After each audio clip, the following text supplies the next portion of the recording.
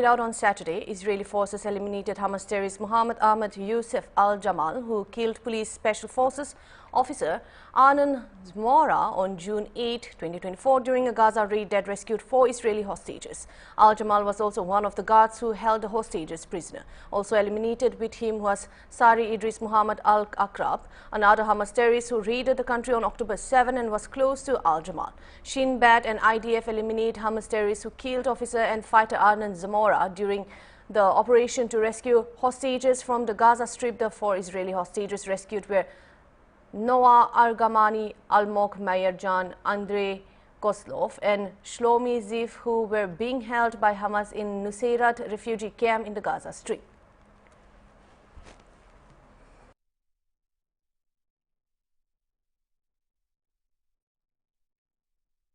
A combination of factors, mainly poor planning and insufficient security, led to the stampede that claimed 39 lives and injured at least 65 others at the TVK rally in Karur. Most of the adult victims were between 18 to 30 years of age. It is learned that TVK functionaries presented a list of 4 spots, including the bus stand, roundabout and lighthouse in Karur for the TVK meeting. Since all 4 places were thickly populated business areas, the police refused permission. Instead, the police granted permission for the meeting at Velusamipuram on Karur Erode Road, where AIADMK General Secretary Idapi K. Palinaswamy had a rally on Thursday. The organizers had announced that TVK President Vijay would speak at 12 noon. But the crowd began to assemble from 9 a.m. onwards. But he did not arrive at the scheduled time. The crowd slowly grew in size as the day progressed. There were roughly less than 4,000 people by 2 p.m. local time. The supporters, who came from different parts of Karur and nearby Erode and Kombato district, began to search around 4 p.m. after learning that Vijay was on his way to Karur after having completed in the rally in Namakkal. Many of them, including women with children and girls, continued to wait for him in spite of the scorching sun. Some of them skipped lunch to their spots. The organizers kept playing specially panned campaign songs to engage the crowd. The crowd continued to search towards the spot where Vijay's bus was supposed to be parked. Though Vijay reached a road overbridge in Karur, which was less than a kilometer from the meeting spot around 6 p.m., he could reach the designated spot only at 7 p.m. Hours after the stampede, Vijay condoled the deaths and said that his heart is shattered. Tamil Nadu Chief Minister M.K. Stalin held an emergency meeting following the incident. The Chief Minister has announced compensation ₹10 lakh each to the victim's family.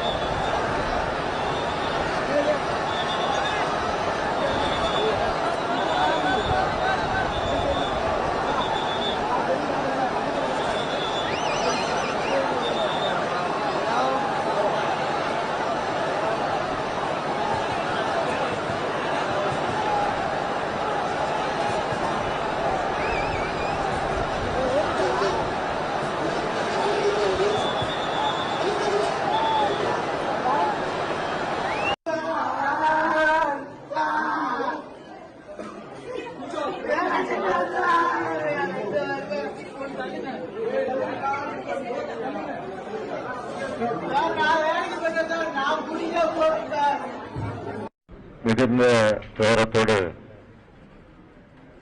மிகவும் கனத்த இதயத்தோடு உங்கள் முன்னாலே நான் நின்று கொண்டிருக்கிறேன். கரூர்ல நடந்திருக்கக்கூடிய இந்த கொடூரமான செயலை பற்றி, விபத்தை பற்றி விவரிக்க முடியாது. அந்த அளவுக்கு ஒரு சோக சூழ்நிலை ஏற்பட்டிருக்கு. அதை பற்றி விவரமா சொல்லக்கூடிய மனசு கூட என்னுடைய மனசில் இடம் கொடுக்கல. அந்த அளவுக்கு நானும் வேதனையில் இருக்கிறேன். நேற்று இரவு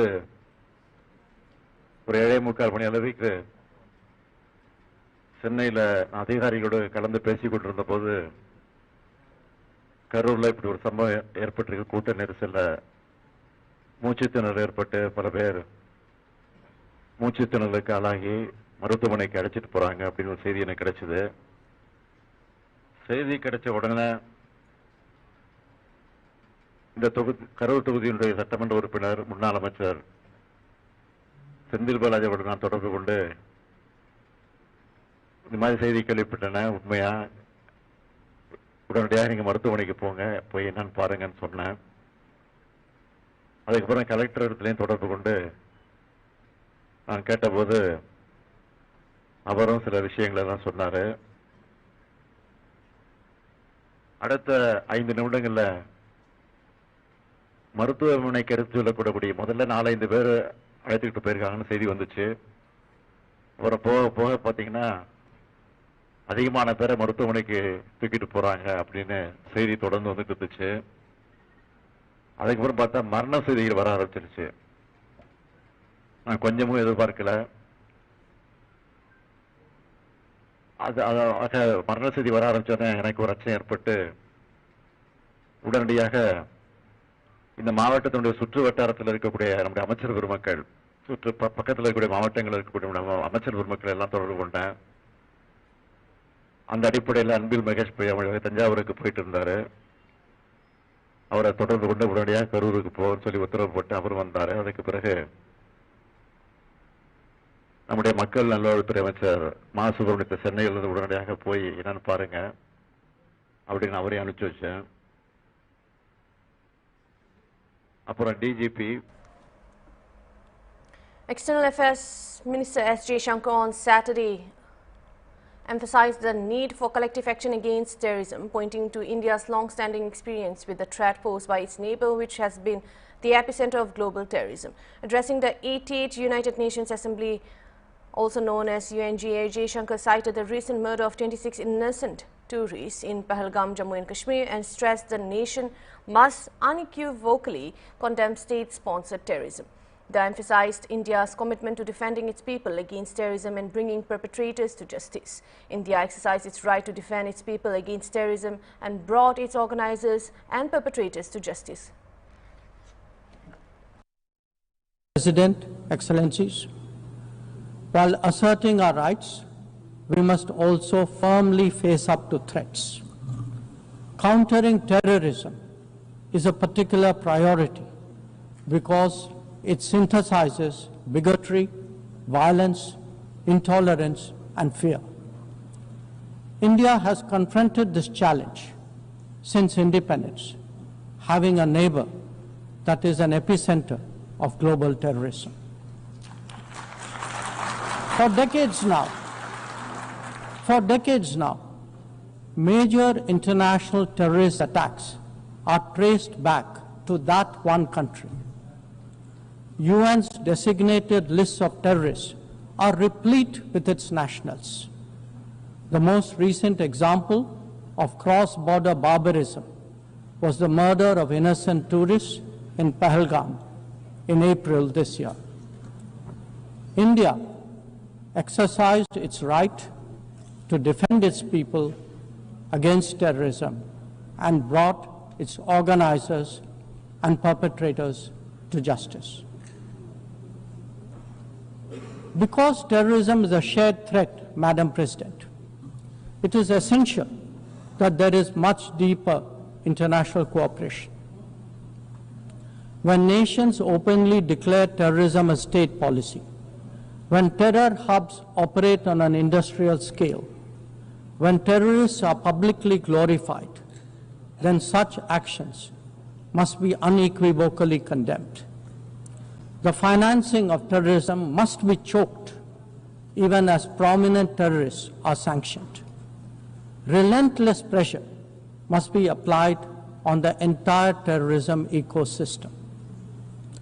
Those who condone nations that sponsor terror will find that it comes back to bite them. Madam President, an objective report card will show that the UN is in a state of crisis. When peace is under threat from conflicts, when development is derailed by lack of resources, when human rights are violated by terrorism, the UN remains gridlocked. As its ability to forge common ground diminishes, belief in multilateralism also recedes. Central to the erosion of the UN's credibility has been resistance to reform.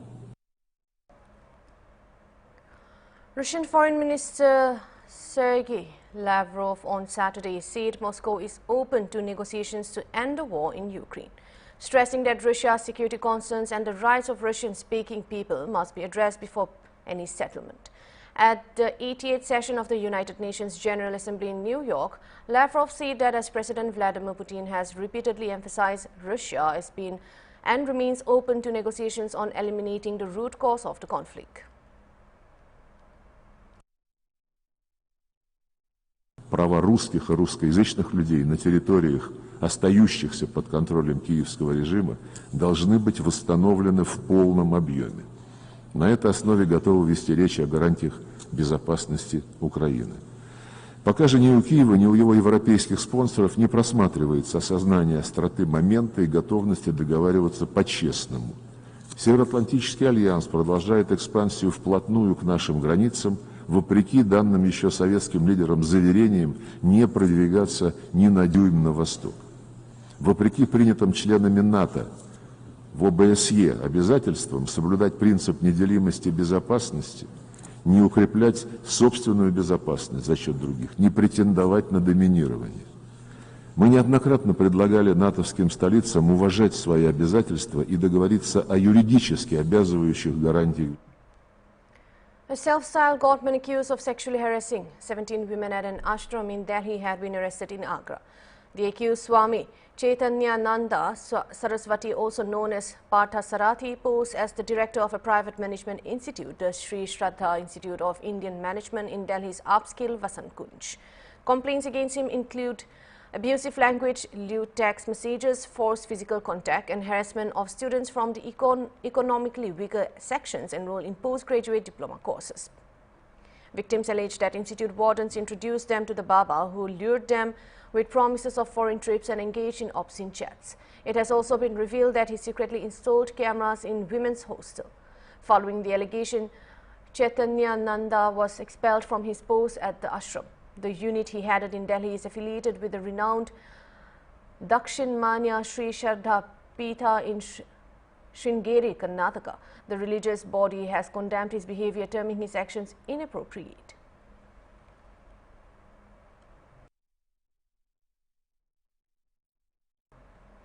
On India's support for the UN resolution backing a two-state resolution for Palestine, Palestinian ambassador to India, Abdullah Abu Shawis, has welcomed New Delhi's stance. He said India and Palestine share ties deeply rooted in history. Recalling India's position in 1947, the envoy noted that India had voted against the partition plan of Palestine, a move Palestine continues to appreciate. He further highlighted that in 1974, India became the first non-Arab and non-Muslim country to recognize the Palestinian Liberation Organization as the sole and legitimate representative of the Palestinian people. Thank you so much indeed, Sahil, for coming today. I know it's not easy to start or to continue working as a very dedicated and very committed journalist to come in your vacation and to meet and to interview me. This is highly appreciated from our side as a Palestinian, for your personal issue, for your you in person, of course, and for Asian Union International. Indeed, you said the Indian-Palestinian relation, we should correct the name. It's the Indian-Palestinian historical relation, because our relation with India is deeply rooted in history. I mean, it was started, some references talking about it was this relation was started mid-1930s. When the Palestinian people was launched their first revolution in 1936 to 1939, and India at that time had its own revolution, of course. So that there is a strong relation at that time. It seems that there is a lot of references talking that India was supporting the Palestinian revolution. Then India have another move, another very key move for us when under the chairmanship of Mahatma Gandhi, India voted against the partition plan of Palestine in 1947, which is something we are highly appreciated it when India also recognized the PLO, the Palestinian Liberation Organization, late 1974, as the first non-Arab and non-Muslim country to recognize the PLO as a sole and legitimate representative of the Palestinian people. Then India was one of the first ever country to recognize the state of Palestine when it was declared by the chairman Yasser Arafat, 1988. In Algeria, India used to be with Palestine, India still with Palestine, and we trust that India will continue to be with Palestine. Back to the very last issue, which is not the very last, just yesterday India was, because it is a member of BRICS. BRICS adopted a resolution, outcome document, which is another step forward for us as a Palestinian. India was there when it agreed on this resolution, and there is it mentioned the war in Gaza, and there is a lot of very important and significant wording in this resolution, in this outcome that came from BRICS, and India was there. India adopted it, and India agreeing on every single word that published or came from BRICS itself. But again, just 10 days ago also there was a United Nations General Assembly resolution to adopt the New York outcome document, which India endorsed and voted in favor to endorse the outcome document of the two-state solution. In New York declaration itself. So that, and this is the very last two moves, but we trust if we back to the history, there are approximately 1,000 resolutions which is adopted in the United Nations General Assembly, United Nations ECOSOC, and all of these stuff. The ultimate vast majority of it, India was fully supported the Palestinian people and voted in favor of this resolution. Assam Chief Minister Himanta Biswa Sarma on Saturday announced that summons have been issued to Shyam Khan Mahanta and 8 other Assamese individuals residing in Singapore, directing them to appear before the CID office in Guwahati by October 6. The Chief Minister said they have been given time until November 6 with the summons served through the Indian Embassy in Singapore. He further informed that lookout notices have also been issued against Siddhartha Sarma and Shyam Khan Mahanta through Interpol to prevent them from fleeing to any other country.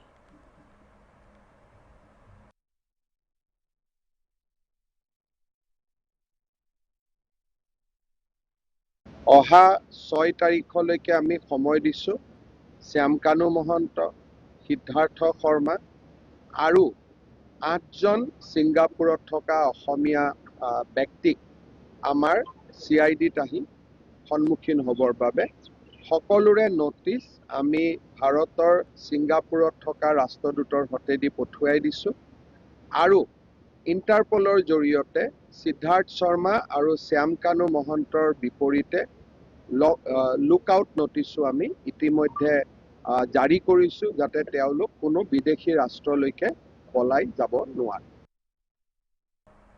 That's all for now. Thank you for watching Hornbill TV.